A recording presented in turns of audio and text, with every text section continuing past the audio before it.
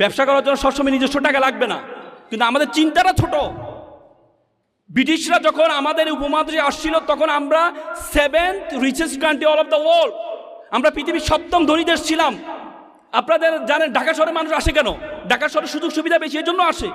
টাকা আছে এই জন্য আসে।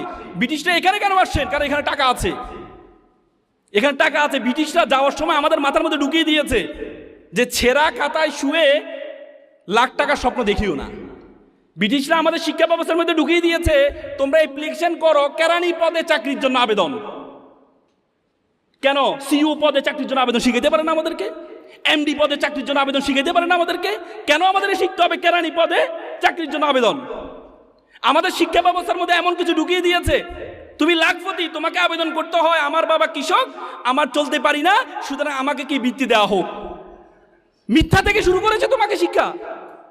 ছোটবেলা